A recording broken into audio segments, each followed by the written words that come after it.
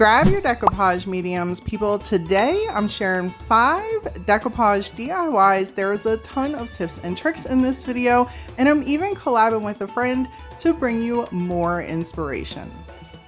People, I am a sucker for a good thrifted rustic piece, especially when it's like $5 or under. I was confident that I would be able to save and restore this old rustic wood without messing it up. First, I had to take some painter's tape and cut little sections off, and all I did was gently put this down over the rustic wood and pull it up. I don't recommend doing this for a finished piece. Rustic wood, if you're ever picking up anything, it has like the very coarse, it's very unfinished, and when it has crusty bits all in it, it can be a pain to refurbish. But this little trick helps keep the wood intact and remove any extra disgustingness without completely sanding it down, making it smooth like a brand new normal piece of wood. I took my finger sander and went over some spots on this wood.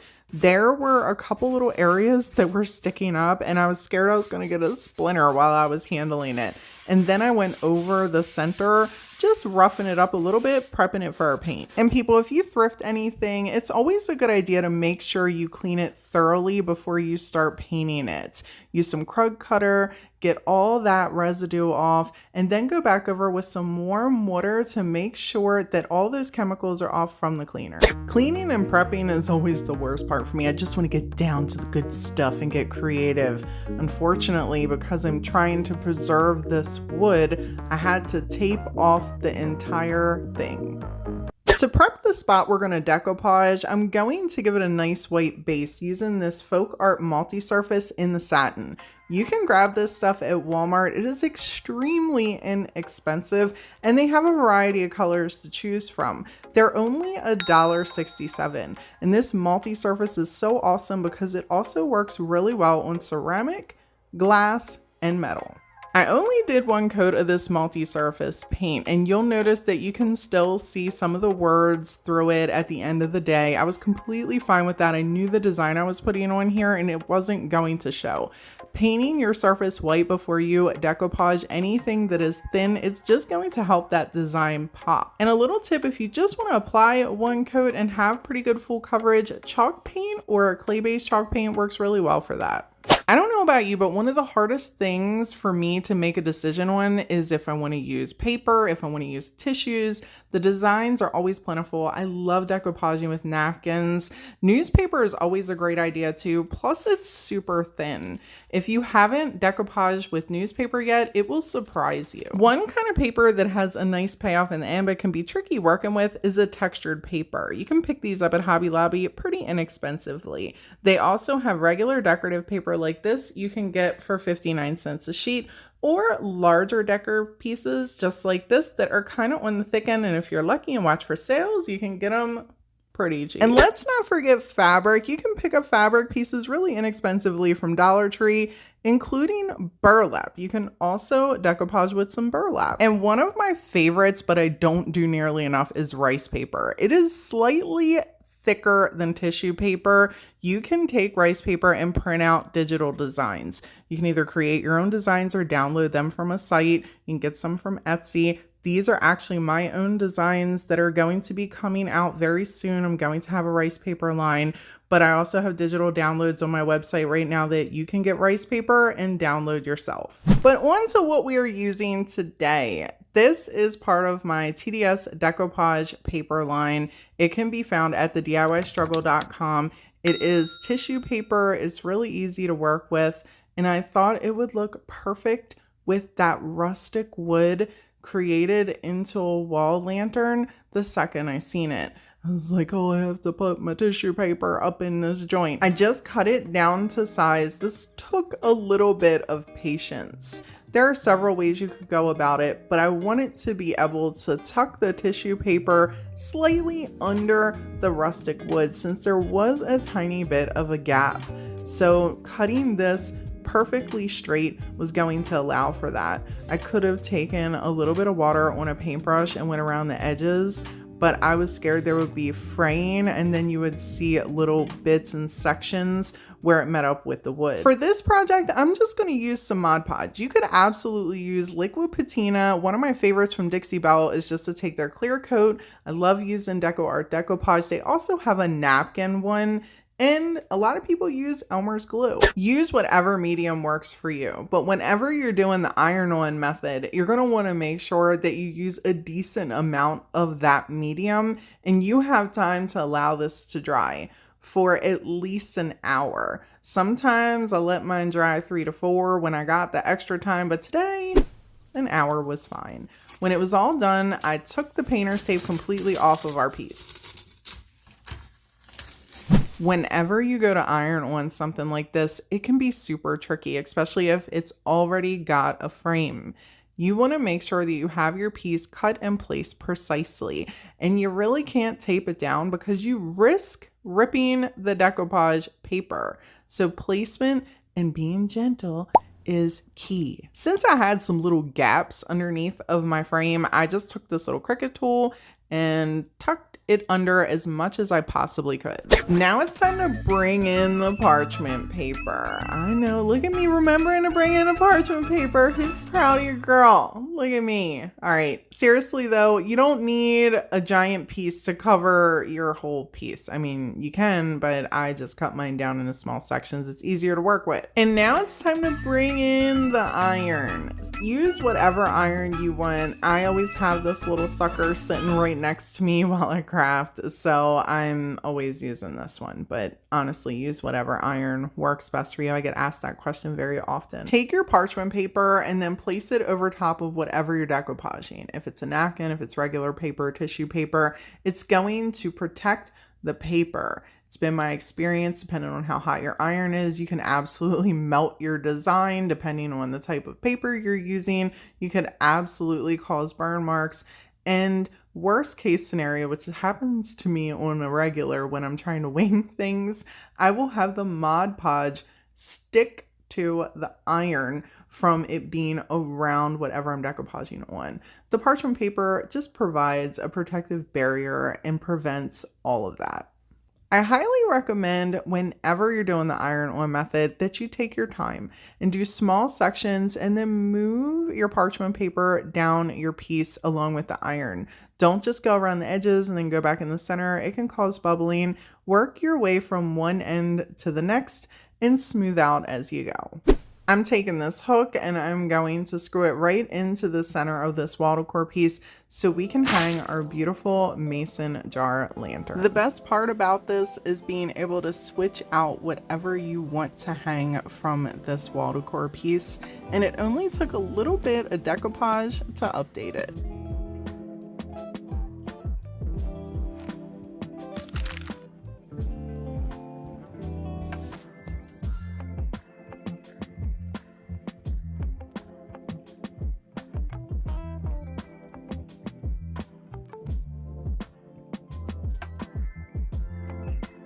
And people, I want to stop just for a second to let y'all know that this is a collaboration. I have another content creator making some more decoupage pieces to share with you. The link is down in the description. May is truly a sweet soul, and I am so happy she was able to do this with me this week.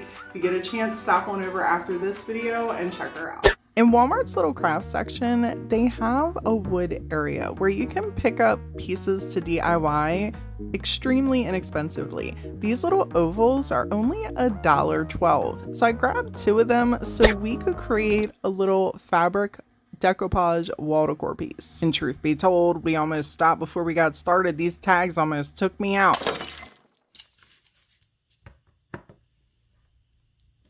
Why? Why do we put it in the front? Why is it in the front? I need to use the front. This could be in the back. Or is it in the back? Did I just do that on the wrong side? Well, there we go. We're going to take some antique Waverly wax and just apply a coat of stain using a baby wipe. These work really well to smear the stain around, and you can always adjust the color as it dries. It usually takes at least an hour for these to dry, and you want to make sure that these are completely dry before you go to decoupage onto them. Since we're doing a fabric decoupage, I want the napkin to show up, and I'm going to use this cream colored burlap that you can pick up from Dollar Tree really inexpensively. I'm cutting it down to size so it fits just inside of our oval, and we can see some of that beautiful stain pop right around it. Now it's time to bring in the iron. We're gonna need to flatten out this burlap piece. I know some of you are wondering if I was about to. Don't worry. I'm handling it. Look at me. Off camera, to save some time, I trimmed these down to what made sense for me. Obviously, trim yours perfectly symmetrical if you want to. This was the design that I was rolling with, and I'm fraying around the edges. You can take this or leave this as well. I wouldn't mind to be frayed. We're going to use some Mod Podge to do the iron-on method for these little burlap pieces. Now, truth be told, my friends, this was done for the sake of the video. If I had to do this for something I'm keeping for sure in my home and I want to last really long, I would use tacky glue and let it sit 24 full hours. Make sure to not forget your parchment paper for this. It's going to protect your iron from sticking to the Mod Podge, especially since your fabric does not completely cover over the Mod Podge. You run the risk of getting stickiness all on your iron.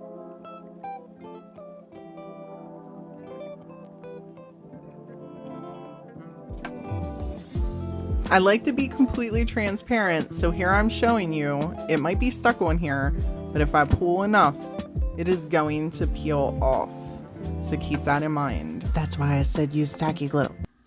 Here is our beautiful napkin. It's like nautical slash I got some fruit on here theme, and I've been wanting to use this for something different. And I thought this piece was going to be just perfect, and I could see these hanging in the kitchen somewhere or sitting on a shelf, you know what I mean, because it's small. I like to tear my napkins on the corner. It reveals the sneaky layers, and that's going to be important because we want to get rid of those. We only need the top decorative layer. There are several different ways you can remove the top layer. This is just one of my favorites. I find it's also super easy. I have a ton of decoupage videos down in the description box if you're interested and need more inspiration, where I go into more detail about a lot of those things. It took me a couple minutes, but I just tore out the design that I wanted to use, and I made sure that it was small enough to fit inside of the fabric. You'll also notice that the color of the napkin is real similar to the color of the burlap.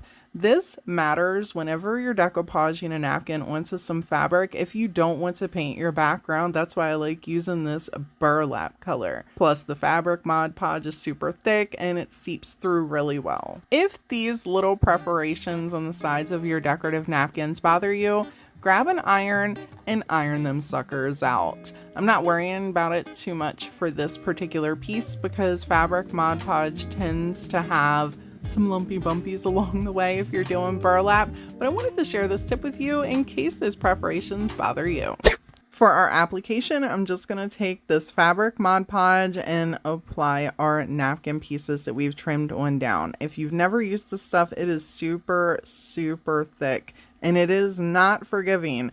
It will eat your napkin alive. I don't know how else to describe that. It's so thick that if you don't place your napkin down in the exact spot that you want it in, there's no coming back. You will probably just ruin the napkin. I've unfortunately had that experience. So try to be mindful and test this stuff out on different things before you do it on a piece you care about. Napkins are super thin and they can wrinkle super easy. I like to take dry sponges. I grab these in a pack from Walmart and I will cut them down.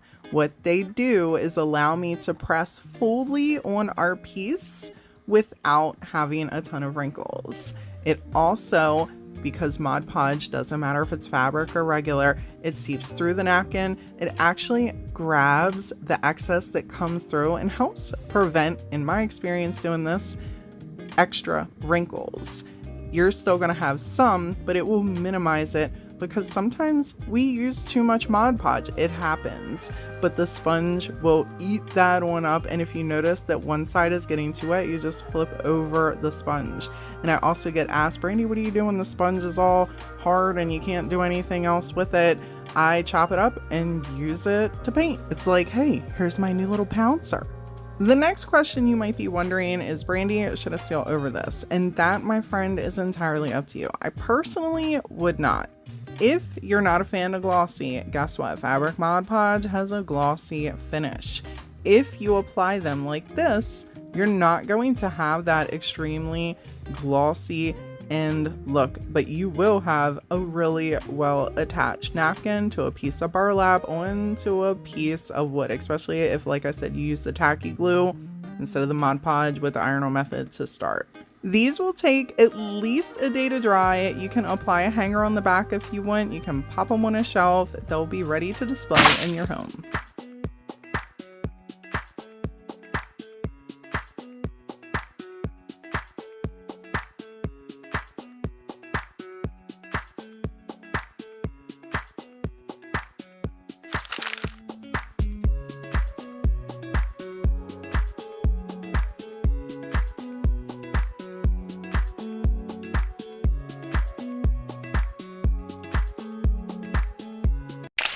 Walmart sells these little terracotta pots for 97 cents each. If you're a beginner at decoupage and you haven't really decoupaged anything that's round, these are perfect to test that on.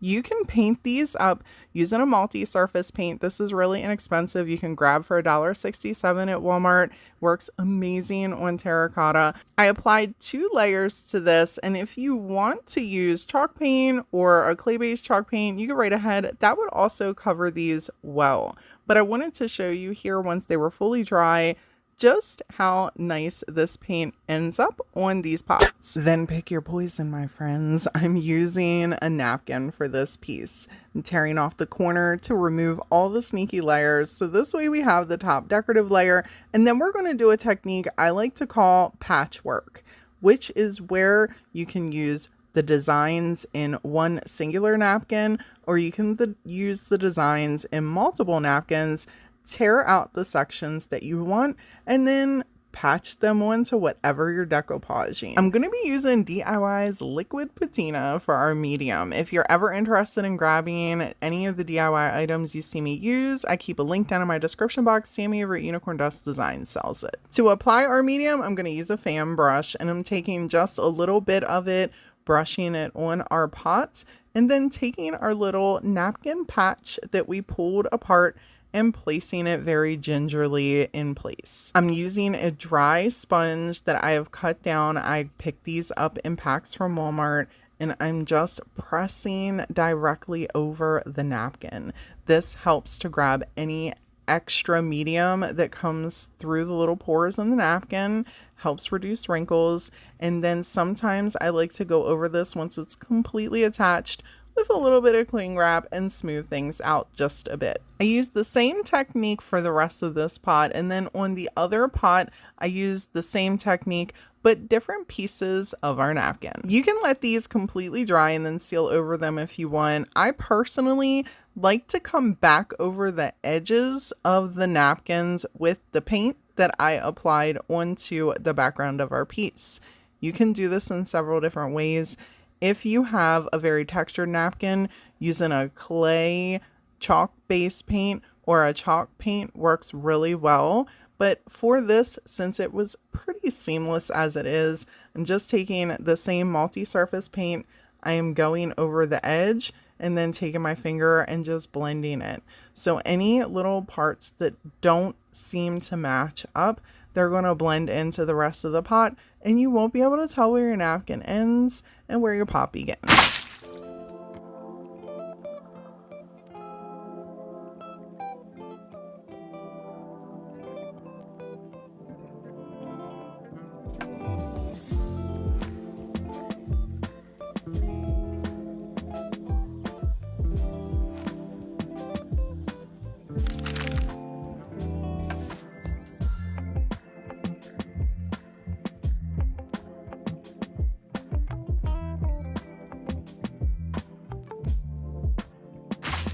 Dollar Tree has these large ceramic vases in their plus section for just $3. I grabbed it with the intention to decoupage it, and the time has finally arrived. Ceramic is really porous, so I'm going to take this multi-surface paint and apply a layer all over our piece to make it easier to decoupage. For our decoupage portion, we're going to be using TDS Decoupage Paper. This print is called Vintage Papers, and it can be found at the DIYstruggle.com if you're interested. The print is actually large enough for me to be able to completely wrap around this ceramic vase. So I'm going to iron it on here instead of cutting it up and doing side by side. I used some Mod Podge for this, and I allowed the vase to sit for an hour and completely dry. Adding that layer of paint really helps the Mod Podge to sit on there instead of soak into the ceramic. Now we're gonna need to bring in the parchment paper. Grab you a little piece of parchment paper before you do your iron-on method. This is just going to protect the paper and your iron. I highly recommend whenever you're doing the iron-on method with something like this, you work from side to side. You do not go all around the edges and then come back to the center. It's possible you could have yourself a little air bubble up in there and have a bump, or I mean, of course you can fix it, but it's just easier from one side to the next. And then when you get to the edge, if you're wrapping your decoupage paper, take your time, make sure it's pulled completely tight, and then kind of just tilt your iron to the side, so this way it starts to melt that Mod Podge on to the other side. And then once you turn it to the side, you make sure your paper is pulled nice and tight, and then you continue with tilting your iron upwards to the next section and move from one side to the next. This turned out so beautiful. Once you have that paper on there, or your napkin, now you got to go around trimming. First, I started off with the scissors and just cut everything as close as I could to the ends of the vase, including where the paper met up around the piece. And then I started tearing it. So once I wrapped the pieces in the sections that I wanted it to wrap, it all looked cohesive, because sometimes with paper, if you have straight edges, it can look a little off. I don't know why tearing edges makes things look more seamless most of the time, but it just does. So here I'm just kind of going around the top, and you will see me, I'm not using the parchment paper for this. Absolutely, you use the parchment paper. I was just winging it at this point at the very top, and then as you see, I'm just tearing the edges, making sure that they all meet up, and then I sealed it up with the same exact Mod Podge that you see me use to apply it for our iron-on method, and went around it with a little bit of antique Waverly wax.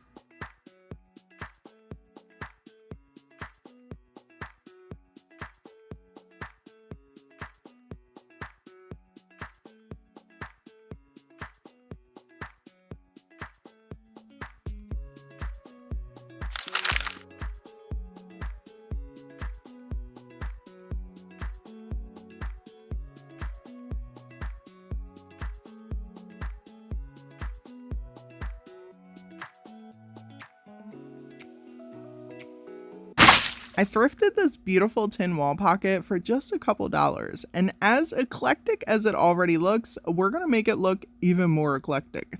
But we have to wipe it off first. It's got some crusty musties on it. It's not as bad as another piece I've done recently, but it's bad enough that we want to make sure that we have anything off of it, so when we paint it, our paint's going to stick on there really well. For our paint, I'm going to be using DIY's paint in the beadboard color. This is a really great paint to apply over to metal. I've had really good experiences with getting like a one coat coverage and being completely done with it. So I applied a coat of paint onto here, allowed it to dry, and then it was time to get to business. We're gonna get a little artsy fartsy here, people, using 2 different napkins with similar colors to create one large design. First, make sure that you remove all the sneaky layers on your napkins. So we are just working with the top decorative layer. There are several different ways that you can get those sneaky layers off. My favorite way is just to tear a corner, and it usually reveals all the layers and you can peel them off super easy. I want the rooster to be the center of attention, so I am completely ripping out the center of this napkin so it can go around the edge of our wall pockets. For our medium, we're going to be using DIY's liquid patina, and I'm going to start by placing our napkin at the top, or decorative napkin at the top, and using a fan brush to get a nice little stripe over the top. I'm going to do this section by section to try to minimize the wrinkles, as well as making sure that this napkin is as aligned on here as possible. This is a dry sponge that I cut down that I pick up in a pack from Walmart, and I use this to kind of just press on here. You can absolutely use cling wrap as well to help minimize wrinkles. This is just a technique that I like to use and I like to share if anyone's ever interested. And for those of you wondering about the napkin situation, I picked them up all over. Home Goods, Target, Burlington, Amazon, all over the place. I browse a lot, and I have a browsing channel where I do share where I pick things up and the prices and how you can budget, plan, and save for your DIY projects. I try to incorporate all that in there. And if you're ever unable to find things, I also have napkin bundles available on my website for sale at thediystruggle.com. Whenever you're layering napkins like this, always make sure that the edges that you're going to have sealed over by another napkin are completely sealed down and do not have any bumps. It's going to help to have a very smooth and flawless transition from one napkin to the next. It also makes it difficult to be able to see where the separation is. You want to make sure that you allow this to completely dry before moving on to the next step. And here's a little close-up just to kind of share with you how flawless this applied on here. And for anyone wondering, I did allow this to dry overnight completely before coming in and sanding off the excess. This way we were completely ready to create our overlaid look with our Tim Holtz texture paste. We're going to take a little bit of this texture paste, and it is linked down in my description box in my Amazon affiliate link. If for anyone that's interested, just click that more button underneath this video. The cool thing about this texture paste is you can mix some colors up with it to create some different looks, or you can use it just as it is and it will dry a beautiful white color. I'm taking 2 different stencils to create some overlays. Feel free to do this as much or as little as you want, and I would definitely make sure your piece is completely dry, because you're going to, for the most part, tape this down onto what you have decoupaged. And since it's a flower and I wanted to kind of mimic off where we have a flower where the rooster napkin is, I'm kind of having it hang out there so we have a little bit of a 3D effect with this overlay. And people, mix the colors however you want, use the stencils however you want. I just created what made sense for me. There's really no right or wrong way to this process. Just be careful as you're doing it so you don't have a lot of bleed through. And if you do have some bleed through, it's really not that big of a deal. You could always take a little bit of paint and go in between where it's raised and create a solid color so there's a little bit of separation between the textures where it bled. To make some of our overlay pop, I did take some chalk paint and do a dry brushing around the piece and around our edges. I waited another day and then I took the liquid patina and applied a whole coat over top of everything. It's extremely eclectic, but I absolutely love it.